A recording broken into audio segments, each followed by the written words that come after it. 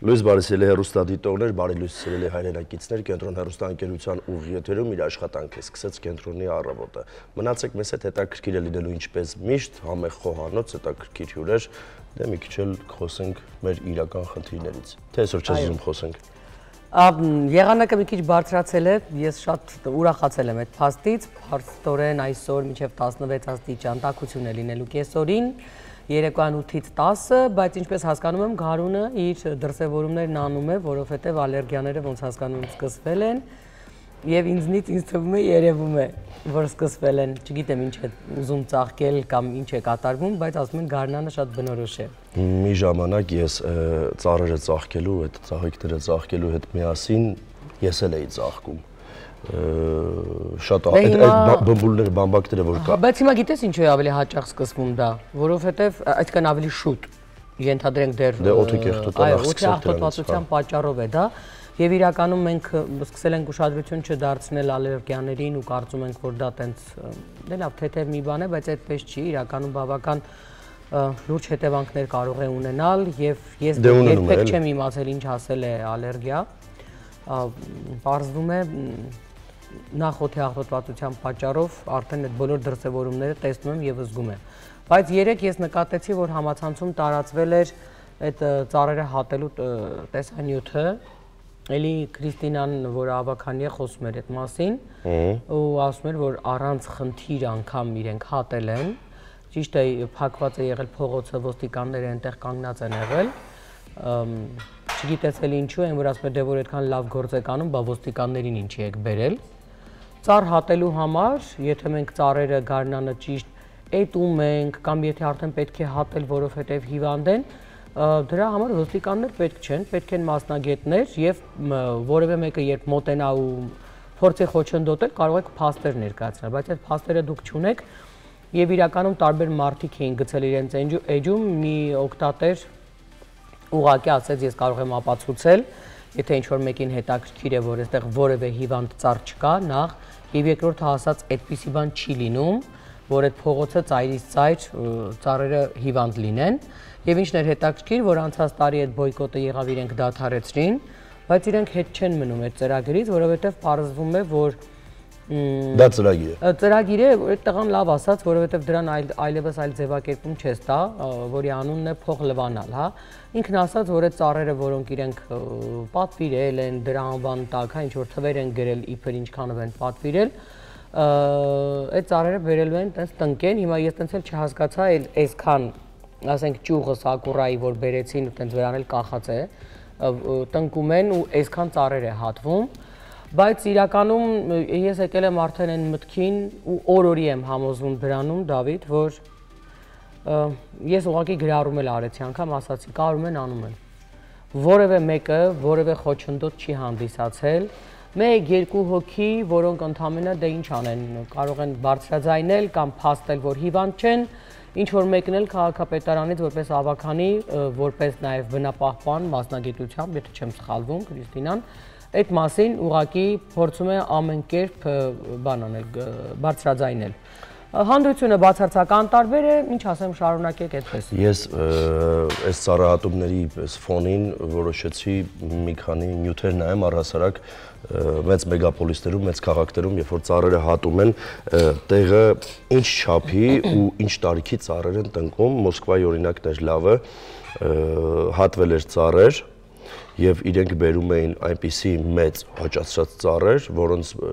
չգիտեմ, բարձրությունը երևի կլիներ 3-4 մետր, հիմա ծառի այդ սորտը չեմ կարող ասել ինչ սորտի ծառ էր, բայց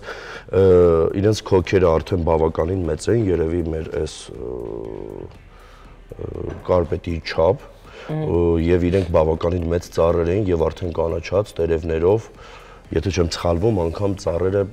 որ ծառը որ հատել են, այդ նույն սորտի ծառ էին բերում այդտեղ, որովհետև այդտեղ ու շատ գեղեցիկ ձևով իրանք կարողանում էին շատ արագ տնկեն այդ ծառը, նա հանեն, նա տնկեն եւ ինձ զարմացրեց չափը, որ այդ ծառերը իրանք հատուկ աճացնում են, տարիներ է պետք որ ինքը մեծանա եւ փողոցի այն մեծ ծառերը որ հատում են, իրանք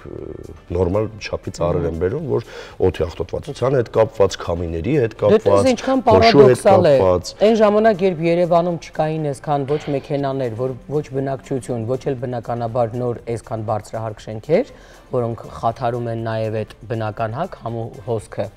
Այդ ժամանակ չկային այդ տեսակ պայմաններ, բայց կային այդ տեսակ սանիտարական ծառեր, չէ՞, հաստաբուն, իրենց գործը կատարող են, որ ասում է։ Հիմա արի տես, որ Հայաստանում, այսինքն Երևանում հատկապես, հա, որովհետև մարզերից են եկել, Արցախն է եկել, Ռուսաստանի Դաշնությունից են եկել, այդ մեքենաները 10 անգամ ավելի են ավելացել։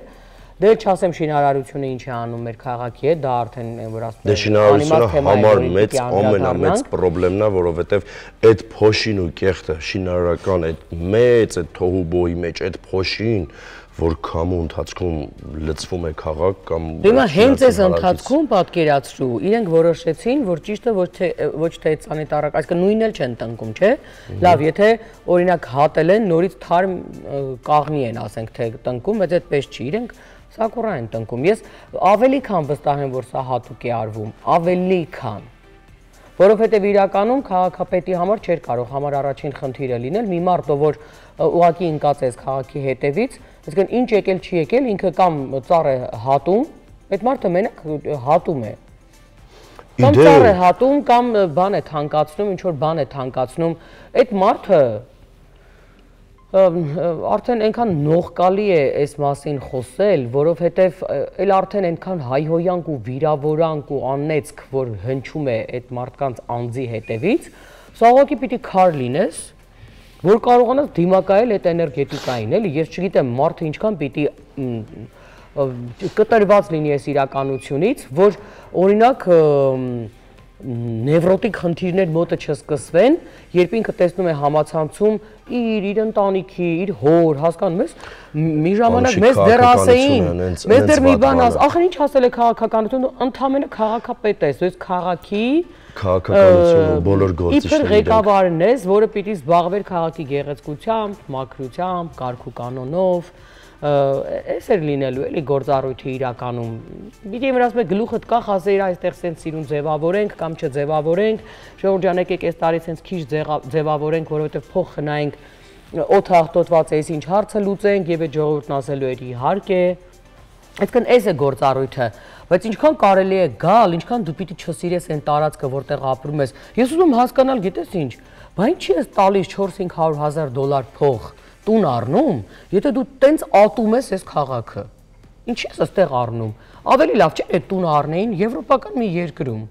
հոլը որ թող փորձեր, ինքն էլ վեր կենար գնար այդտեղ մի ծառ հատեր, ավելի լավ չէ, պարզ երևում է, չէ, որ ատում է այս քաղաքը, պարզ երևում է։ Դու կհիշես, ես անընդհատ ասում էի, չգիտեմ ինչի, բայց իմ մոտ տենց զգացողություն կա, որ կասկադի չավարտելը մեր խնդիրների սկիզբն է։ Մեր մեծագույն խնդիրներից է, ես միշտ ասում եմ իմ մոտ այդպես զգացողություն կա, այդ թեմայով մենք շատ ենք խոսացել, մի տեսակ իմ համար անընդհատ խնդրեմ է, այդ կասկադը չավարտելը ոնց որ մեր սաղ խնդիրները դից է գալիս ու մի շատ հետաքրքիր խոսույթ լսեցի, ես շնորհակալություն եմ հայտնում, իդեպ ես ասեմ, որ մեր իրականության մեջ կան բլոգերներ, շատ խելացի տղերք, որ ես գերագույն հաճույք եմ ստանում իրենց հարցազրույցները լսելիս, մեկը մեկին ինֆորմացիա է տալիս, ասում է կասկադը ուր է տանում, կասկադի ճանապարհը, որ բարձրանում ես, ուր ես գնում, դեպի հաղթանակի այգի, չէ, հաղթանակի այգի, ասում դու հասկանում ես էներգետիկ առումով, փիլիսոփայական առումով, մեր հաղթանակի ճանապարհը քանդած է, ու չի սարքվում, չի վերանորոգվում։ Բայց ինչի մասին դու խոսում ես, հանրության ավելի քան 99%-ը չի հասկանում, մենք հասկանում ենք, հա, ինչ էր նշանակում դագաղ պարացնել այն ժամանակ։ Թուրքիայում տեսել ես, որ արդեն բանկիկ են շխշխկացնում, նույն բանն է, նույն բանը, եւ արդեն դագաղ են պարացնում։ Այսինքն այդ ինչ են, բայց այնտեղ դե լավ էլ մտերիմ հարաբերություններ եմ հասկանում եմ ոնց, մեր վարչապետի հետ։ Չէ, այդ չեմ ասում։ Ես հասկացա, նկատի ունեմ այնտեղ փոխում են որ ինչ, Ստամբուլի քաղաքապետին բռնել են, ով որ մեծ վտանգ է սպառնում ներկա իշխանությանը վարչակազմին, այսինքն ռեյտինգով ավելի բարձր է եւ առաջիկա ընտրություններում բոլորն ասում են, որ ինքը հաղթանակ է տանելու, ես չեմ ուզում ոչ մեկի անունը տամ, շատ լավ հիշում եմ, բայց սիստեմը,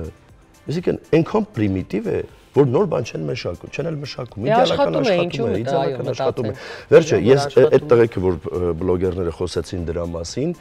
ես արդեն իմ մեջ մտածեցի, ասեցի, ես այդքան չէի խորացել, ես այդքան այդ ճանապարհը չէի նայել, բայց մի տեսակ ամեն անգամ ես միշտ ասում եմ, մեր ամբողջ խնդիրները սկսումը Կասկադը չավարտելուց։ Մենք ունենք Երևանի սիմվոլ Կասկադը, դե ունենք նաև կրծած կուկուրուզի շենքը, սիմվոլը քանդեցինք, վարի տվեցինք 2004 թվականին եւ տեղը ոչինչ բան չկառուցեցինք, եւ ունենք Կասկադ, որը որ, չգիտեմ, Կասկադը այդ վերևի հատվածը վերանորոգելը, դա այնքան պրիմիտիվ բան է եւ այնքան եկամտաբեր է, որ ցանկացած բիզնեսմեն փող չկա։ Չէ, բայց ինքը այնքան եկամտաբեր է, որ այսինքն այնտեղ ինչ կառուցես, իդեալական աշխատելու է։ Քաղաքապետը օրինակ փող ուներ այդ Դե հիմա ծրագիրը կա, ասում են պետքա կառուցեն։ Ես չեմ հավատում։ Իհարկե ես չեմ հավատում։ Կառուցողը այս 7 տարվա մեջ կկառուցեր։ Այս 7 տարվա մեջ գիտես քանի շենք կառուցեցին։ Չէ, բայց չասենք 7 տարվա մեջ, քանի տարի է։ Մենք ինչքան գիտենք։ Այդ հասկացա, բայց այսինքն մարդը եկել էր, չէ՞, որ դու գալիս ես վերցնում ես այս տարածքը, ասում ես ես եմ ղեկավար։ Հիմա եթե 7 տարիների ընթացքում թեկուզ կիսատ մնացած գործը, որը վատը չի։ Մետրոյի կայարանն էլ չկառուցեցինք, այո, մետրոն էլ կառուցեցինք։ Հիմա ես ավելի քան վստահ եմ, որովհետև դե Դավիթը մասնային ինչի մասին ես խոսում, քաղաքականությունը հենց բան է, որ ճիշտ է ասում, որովհետև այստեղ դու շատ փոքր ես են, որ ասում եմ երևի թե կամ դու որոշում ես ընտրել քեզ, քո արժեքները, քո սկզբունքները, կամ չես մտնում։ Կամ եթե մտնում ես ու հասկանում ես, որ այստեղ քո արժե համակարգը, բարոյական, չգիտեմ, նորմերը, դաստիարակությունը խեղաթյուրվում է, դու ասում ես շնորհակալություն, ստեցություն, գնացեք ինչ ուզում եք արեք։ Եթե համաձայնել ես, բնականաբար դու համամիտ ես այդ ամեն ինչի հետ։ Բայց ես ավելի քան վստահ եմ, էական չէ, երբ կլինի, որ այս ինչ հիվանդությունների մասին, որ խոսում ենք, որ դուք ձեր ձեռքով բերում եք մեր գլխին, որովհետև յուրաքանչյուր երկրում, երբ որ բնության պատճառով, հա, այդ շատ բաներ չիրականացնելու ու փոխարենը մի բան էլ փչացնելու պատճառով մենք ունենք մի իրականություն, որտեղ հիվանդություններ են ձևավորվում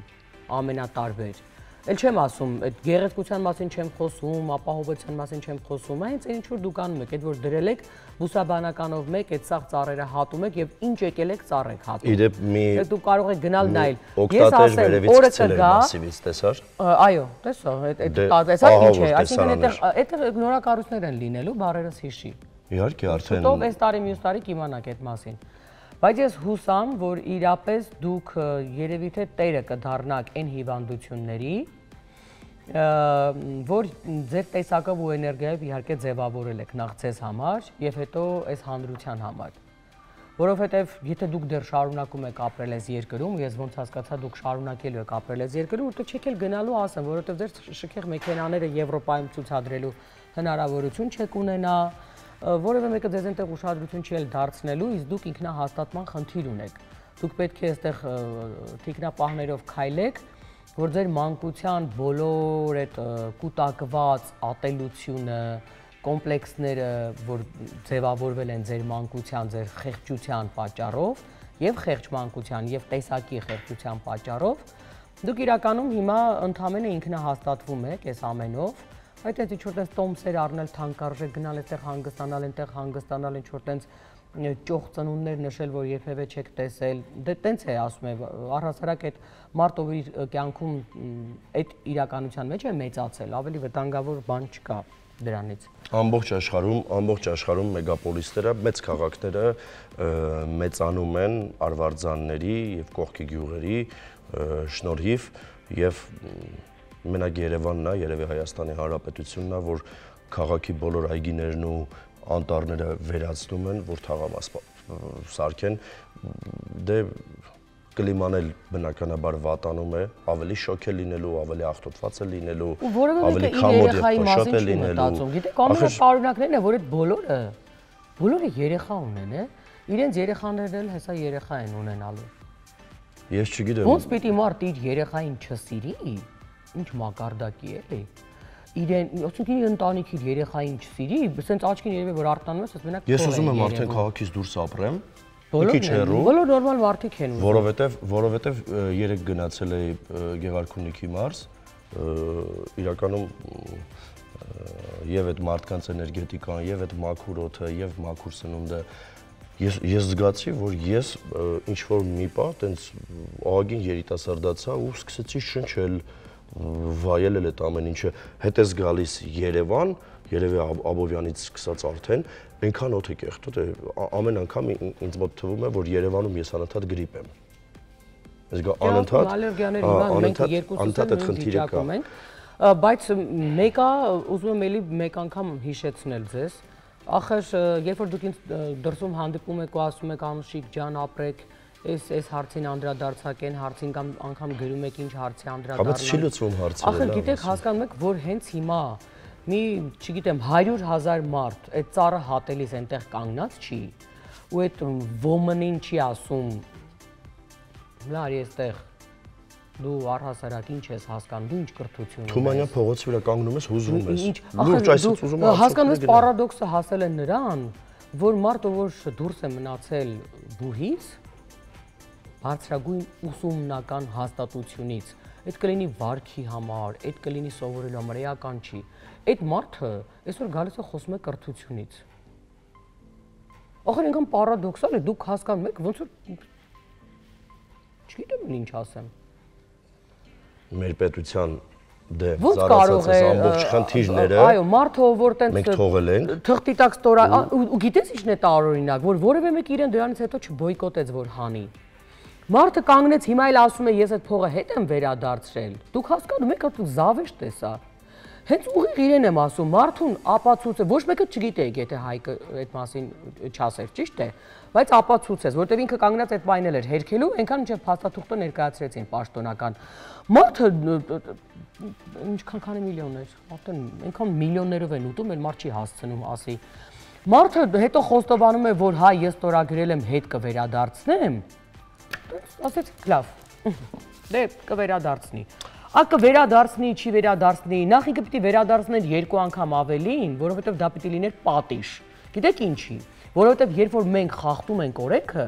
մեզ պետությունը տուգանում է, ինքը որոշում է ինչքան պիտի քեզ տուգանի։ Օրինակ, երթևեկության կանոնները խախտել ես,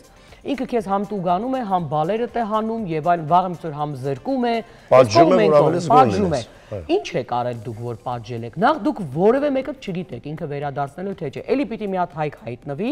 որ ինչ որ ձև գտնի ձեզ ապացուցելու։ Հիմա էլ կարող է անգամ չգտնի էլ այդ ձևը, որովհետև իրենք այդ ձևերը լավ գիտեն, ոնց խախտեն, ոնց անեն։ Ախր մի հատ բան ասեմ։ Չեք իմանալու, բայց որ անգամ իմացաք էլ։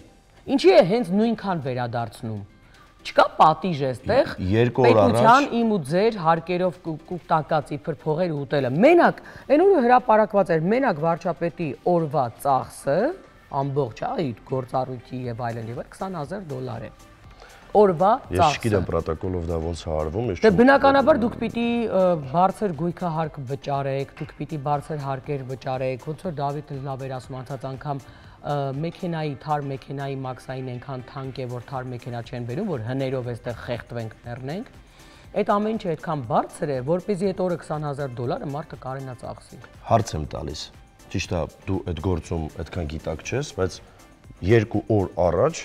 մենք 2 խաղերի արդյունքում 9-1 պարտվեցինք Վրաստանի հավաքականին 9-1 թե 6-1 2 խաղերի արդյունքում մի հատ 3-0 մի հատ 6-1 9 հատ գոլ կերանք ով է պատժվել Ֆուտբոլի ֆեդերացիայի նախագահը դուրս է գալիս եւ հայտարարում է, որ ես խոստանում եմ։ Ֆուտբոլի ֆեդերացիայի նախագահը դուրս է գալիս ու խոստանում է, ինչ է խոստանում, ում է խոստանում։ Մարդը, որ ֆեդերացիայի նախագահը, որ ֆուտբոլիստ չի, ով որ մարզական լրագրող ա եղել։ Հիմա ասեմ, խոստանում է, որ ել նման պարտություններ չեն լինի եւ մենք լավ ֆուտբոլ կխաղանք։ Ուզում հասկանամ, ոչ մարզիչ է։ Ես ֆուտբոլիստերին ընդհանրապես հավաքականի ֆուտբոլիստերին, եթե այսքան մեղադրում եմ, ամոթ լինի ինձ։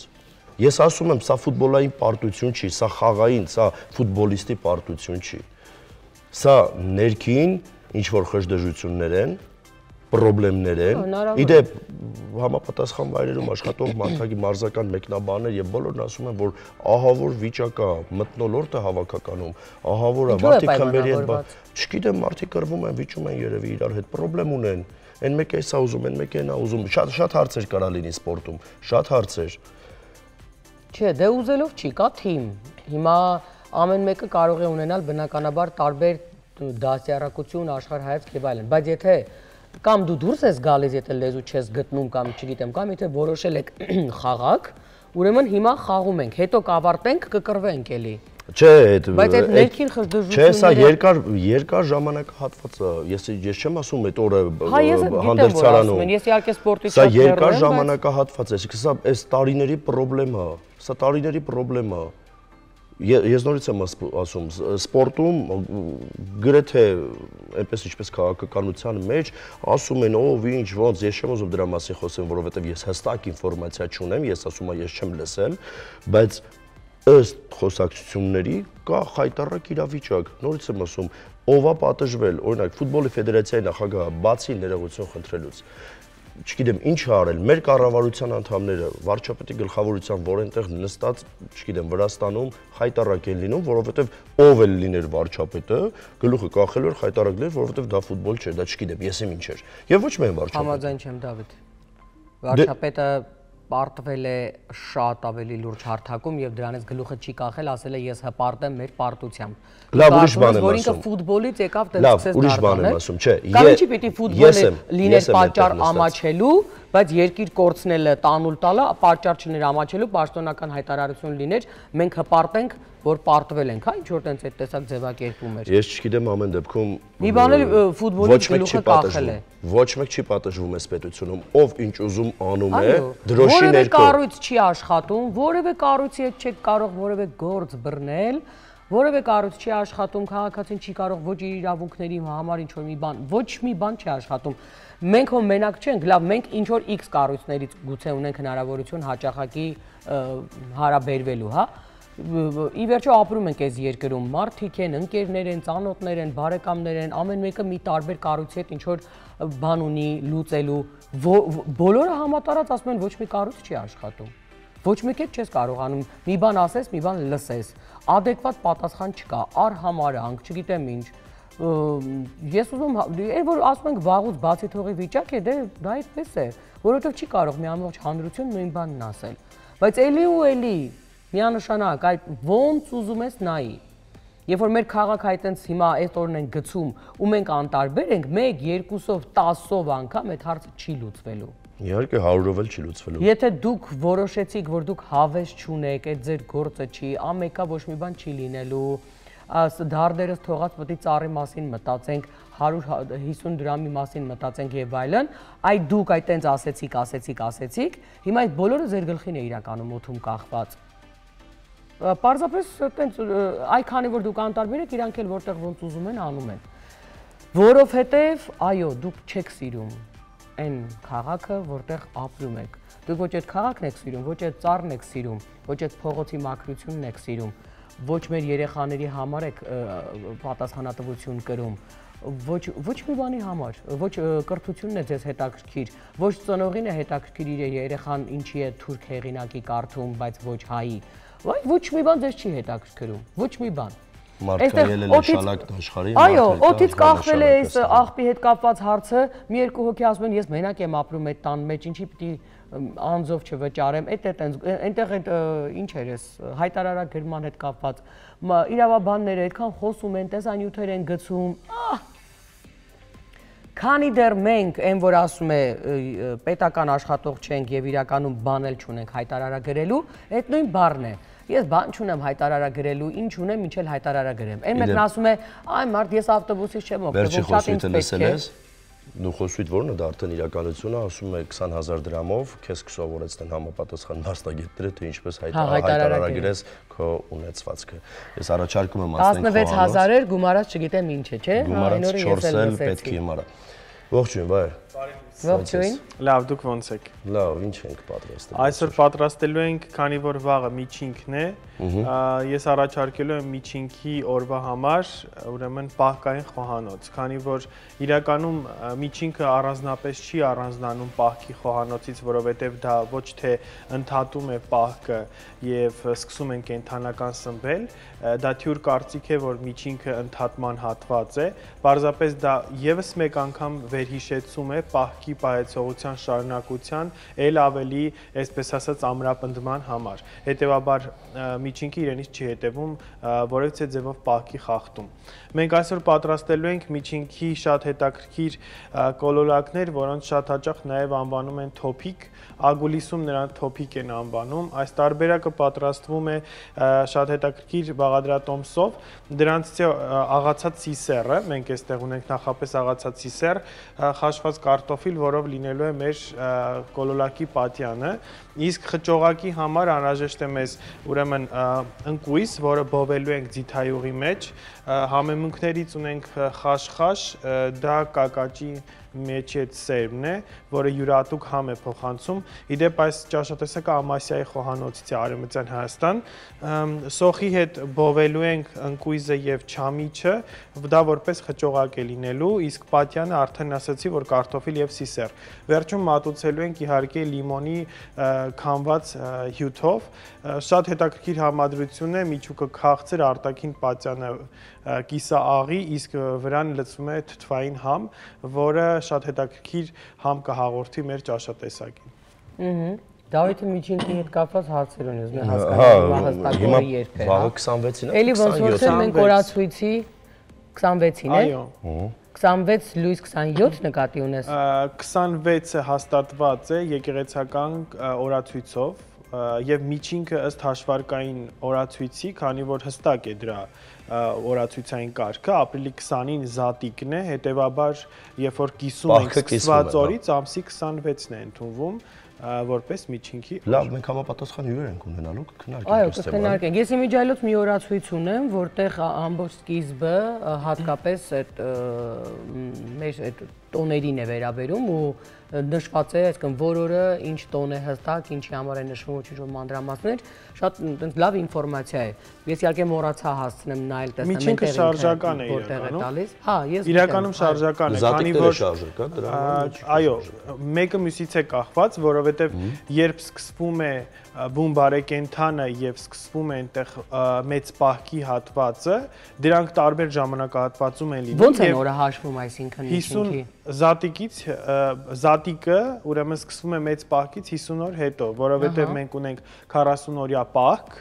եւ պլյուս 8 օր, որը ավագ շաբաթն է իրենից ենթադրում։ Վերջին 7 օրը պլյուս 8-ը կիրակին, այսինքն երեկոն, ստացվում է մոտավորապես 48 օրյա պահք, հա։ Մենք 40 ենք մեծ պահքը հաշվում, որովհետև ավագ շաբաթը եւս պահքի մեջ է մտնում, իհարկե պահք պահողները այդ շաբաթը եւս պահում են, բայց քանի որ զատիկին մոտեցող շաբաթը 2 շաբթին, 3 շաբթին ամեն մեկ իր խորհուրդը ունի եւ ամեն մի օր մի գործընթաց է կատարում ժողովուրդը, մի օր օրինակ չէր կարելի ասեղնագործել, մի օր պետք էր ասեղնագործել, որովհետեւ այդ օրը համարվում էր Հուդայի մատնության օրը եւ դրանով համարում են, որ Հուդայի աչքը հանում են ասեղնագործելով կամ բանջարը, երբ որ հողի մեջ դանակով փորում էին, նույն այդ process-ը այդպես ընթանում էր։ Այսինքն այդ շաբաթը դրա համար կոչվում է ավագ շաբաթ, որն ուղեկցում է Հիսուս Քրիստոսի խաչելության ավարտով եւ իհարկե հարությունով, որը Սուրբ Զատիկն է եւ ուրախ տոն է համարվում։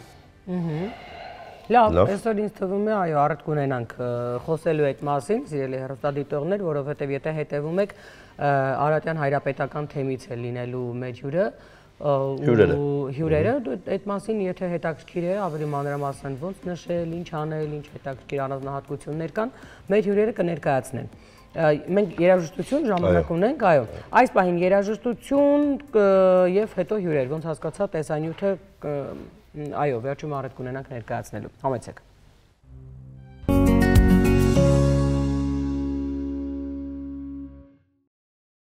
Արդեն խոհանոցում ենք սիրելի հեռուստադիտողներ, Վահեն այստեղ էսթետիկ հաճույք է մեզ բոլորիս պարգևում, տեսնենք համը ինչպիսին է, չնայած ես արդեն գիտեմ համը ինչպիսին է, լավ։ Ես տեսա, որ պատրաստելուց ահագին տանջում էր Վահեն։ Սիրուն, տենց, քեզ ո՞րը տամ, Դավիթ։ Այսա։ Սա տամ։ Կիտրոնի մզվածք չկա վրան, կխնդրեմ, որ դուք ավելացնեք, որպեսզի ամբողջ համը եւ բույրը տարածվի։ Ես մինչեւ դուք կտրեք համը կփորձեք, ես հիշեցնեմ հեռուստադիտողին ինչ ենք պատրաստել։ Այսօր պատրաստել ենք Արևմտյան Հայաստանի խոհանոցից Ամասիայի շրջանի թոփիկ կամ միջինքի կոլոլակ։ Իհարկե միջինքը վաղն է, բայց նախապատրաստական այսօր կարող եք արդեն պատրաստել։ Ինչ է մեզ անհրաժեշտ, ուրեմն կեղևապատման համար կոլոլակի, խաշված կարտոֆիլ, աղ եւ իհարկե սիսեր։ Երկուսը համատեղ նախ տապակում ենք, այսինքն աղում ենք, հետո իրեն տապակված վիճակով ստանում ենք կեղևապատման այդ զանգվածը, որով պետք է պատրաստել։ Միջուկի համար մենք օգտագործում ենք ուրեմն ընկույզ ձիթայողի մեջ տապակված, չամիչ եւ իհարկե ավելացնում ենք համեմունքներ։ Կանաչին նախընտրելի է կարող եք ավելացնել եւ կարող եք ոչ, նաեւ ավելացնում ենք սոխ։ Հետո ավելացնում ենք, այստեղ տանջվում են, մեջտեղին են ուզում տանել։ Ինչ ես արել, որ ես այս խաչովը չեմ կարողանում վերցնել։ Կիսիր մեջտեղից, կես վերցրու։ Չէ։ Դե ուրեմն մյուսը վերցրու, հետո կտամ հետ։ Ուրեմն միջուկը ավելացնում ենք այդ կեղևի մեջ եւ պարզապես իրեն մատուցում ենք, քանի որ եփված է, կրկնակի անգամ եփելու կարիք չկա։ Բայց այսպեսի մի բան ասեմ, որ թոփիկը ընդհանրապես լցնում են կտորի մեջ եւ գցում են եռացող ջրի մեջ, որպիսի ել ավելի, այսպես ասած, մեկ անգամ եւս եփվի։ Հետեւաբար դուք կարող եք օգտագործել եւ այն տարբերակը, եւ այն տարբերակը, եփված եւ ոչ եփված տարբերակ։ Ես չգիտեմ այստեղ ինչ են արել։ Իմ սիրուն խաչը փչացավ։ Ես չգիտեմ ինչ եք արել այստեղ, բայց ես չի կարողանում, բայց Դավիթին ինչ գեղեցիկ մատուցել եմ, ինձ չստացվեց։ Դավիթին շատ ես սիրում։ Դավիթին շատ եմ սիրում, ինձ չէ։ Շատ ծիծաղ։ Կիտրոնը չմոռանաք։ Սրանից վատ հնարավոր չէ։ Ես այդ ոչ մի կերպ չստացվեց խաչը գեղեցիկ դնել իմ։ Ես ուզում էի դնել խաչը, որպեսզի երևա, բայց չստացվեց։ Ես մեղավոր չեմ։ Բայց ո՞նց էր որ մնացածը այնպես էր պատրաստել, որ ես գիտեի, որ կարող եմ վերցնել։ Մեծ էր, դրա համար երևի ծանր էր։ Հա։